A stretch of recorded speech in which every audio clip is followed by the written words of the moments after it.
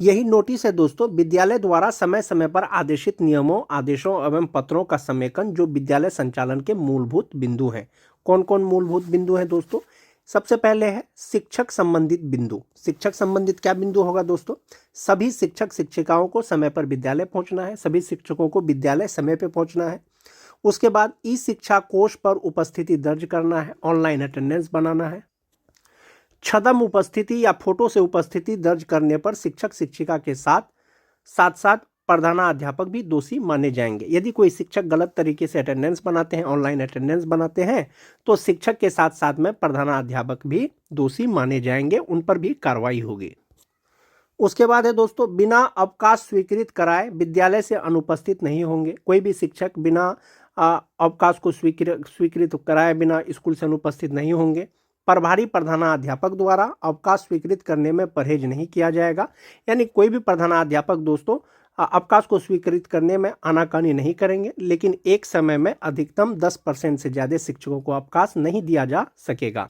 अवकाश स्वीकृत करने में प्रधानाध्यापक आनाकानी नहीं करेंगे, लेकिन एक साथ में 10% से ज़्यादा शिक्षकों को अवकाश नहीं दिया जा सकेगा। अवकाश स्वीकृति में ध्यान रखा जाएगा कि शिक्षक के अवकाश में जाने से पठन पाठन बाधित नहीं होना चाहिए। यदि शिक्षक अवकाश में जा रहे हैं, उनके वजह से पठन पाठन बाधित नहीं होना चाहिए। उसके बाद है दोस्तों विद्यालय में पदस्थापित शिक्षक एवं शिक्षकेतर कर्मी विद्यालय कार्यालय अवधि में गरिमा युक्त औपचारिक परिधान में ही विद्यालय में आएंगे, जीन्स टी शर्ट में नहीं आएंगे। यानी शिक्षक दोस्तों गरिमा युक्त औपचारिक मतलब ड्रेस में आएंगे, जीन्स टी शर्ट पहन के नहीं आएंगे। बैंक से वेतन निकालने के लिए शिक्षक शिक्षिका विद्यालय अवधि में बाहर नहीं जाएंगे। उसके बाद है दोस्तों शिक्षक शिक्षिका अपने समस्याओं के लिए जिला कार्यालय में नहीं आएंगे। कोई भी समस्या लेकर के दोस्तों शिक्षक शिक्षिका को जिला कार्यालय नहीं जाना है, वे अपने समस्याओं से संबंधित आवेदन अपने प्रखंड शिक्षा कार्यालय में समर्पित करेंगे, जिस पर संबंधित प्रखंड शिक्षा पदाधिकारी समस्या का समाधान करेंगे। यदि आवश्यकता हो तो उसको जिला कार्यालय में अग्रेषित करेंगे, जिसका समाधान जिला कार्यालय से किया जाएगा।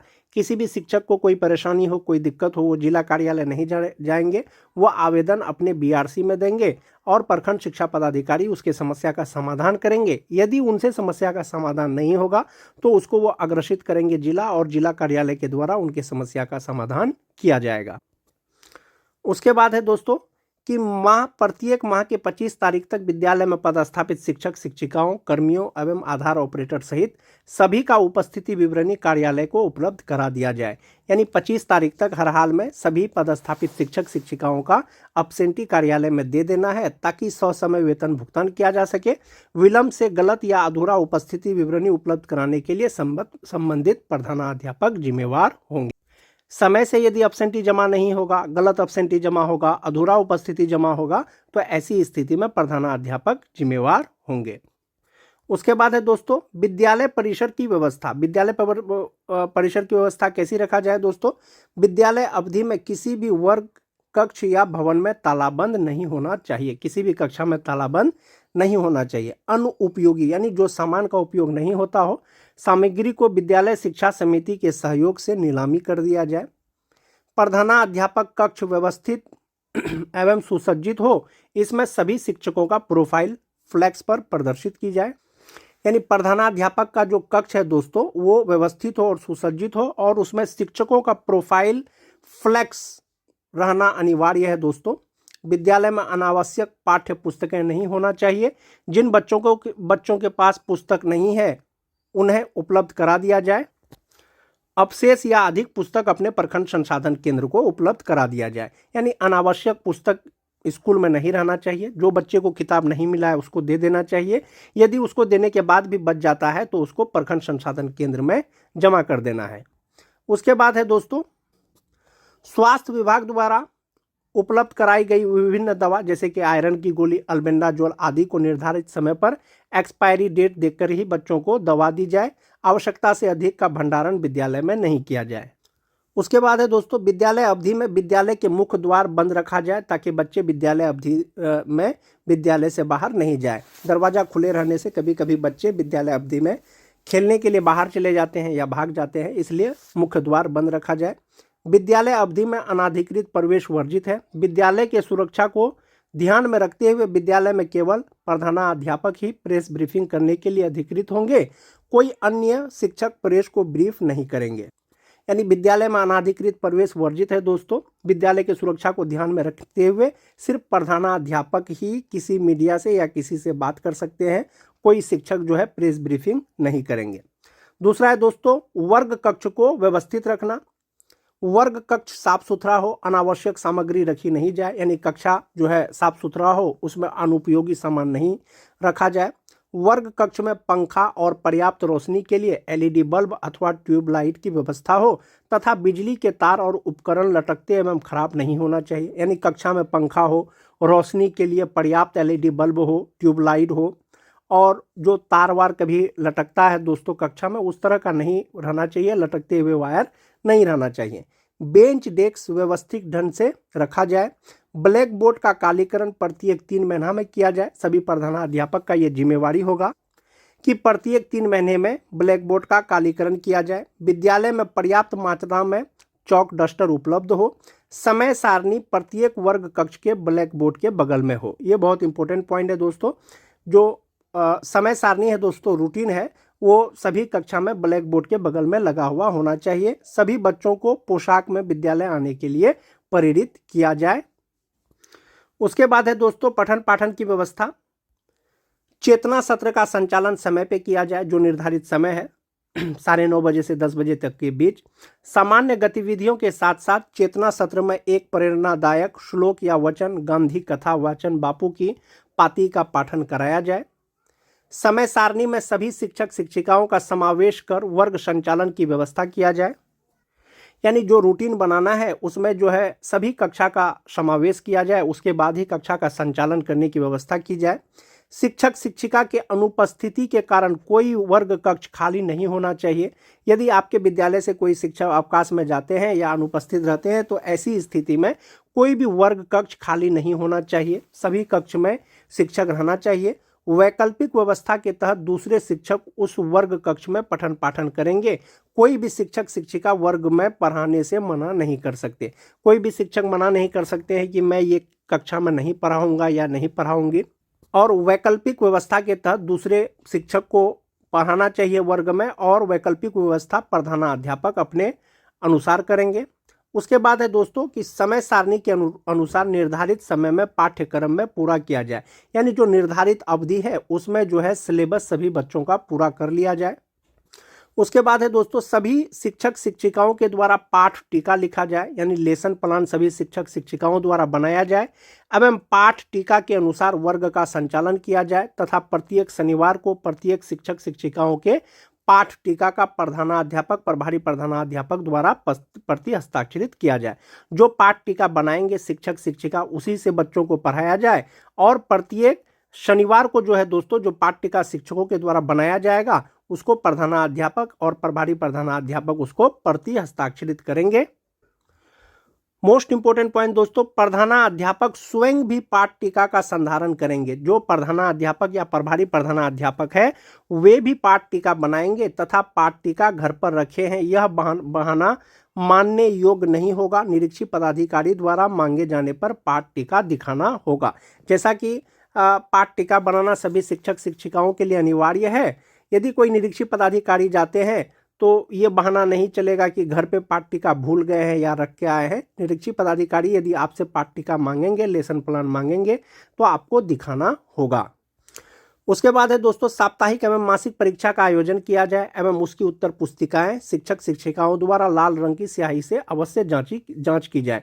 यानी मासिक मूल्यांकन करना है, साप्ताहिक मूल्यांकन करना है, और उन कॉपियों का शिक्षकों द्वारा लाल रंग की स्याही से कलम से जांच करना है। जांचने वाले शिक्षक शिक्षिका अपना हस्ताक्षर के साथ पूरा नाम लिखेंगे और तारीख भी लिखेंगे। उसके बाद है दोस्तों सभी बच्चों को गृह कार्य बच्चों को उपलब्ध कराई गई डायरी में अवश्य दी जाए एवं उसका मूल्यांकन भी किया जाए।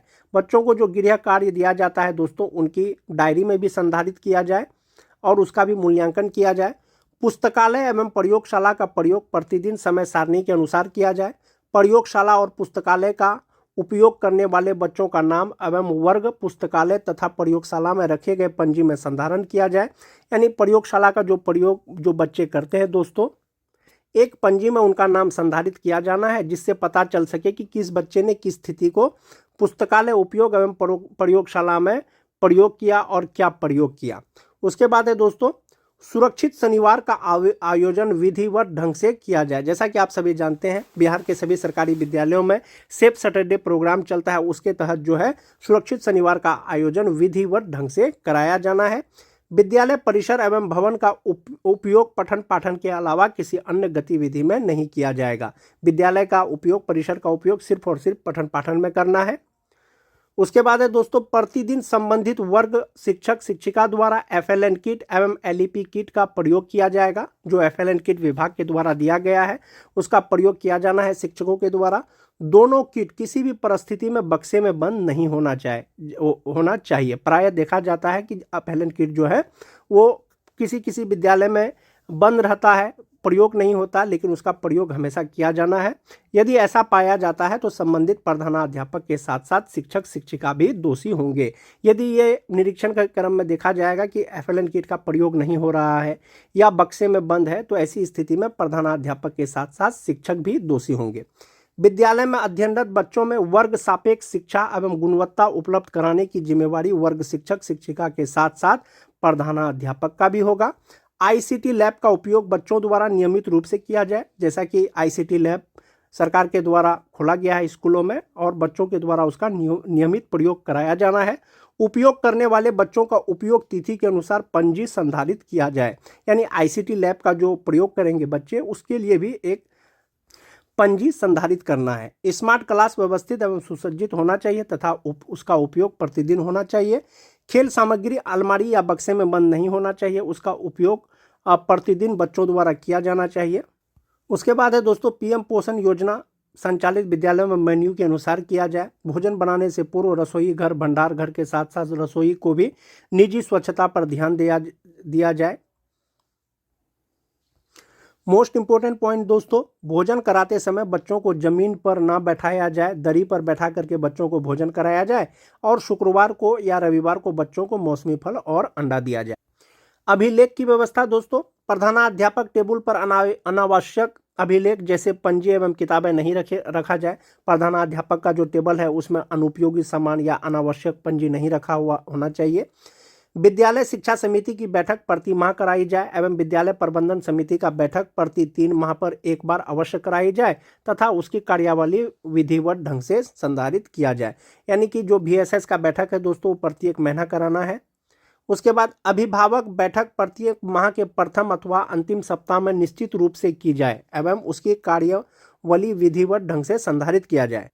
यानी अभिभावक बैठक दोस्तों प्रत्येक माह के प्रथम सप्ताह या अंतिम सप्ताह में अवश्य कराया जाना है।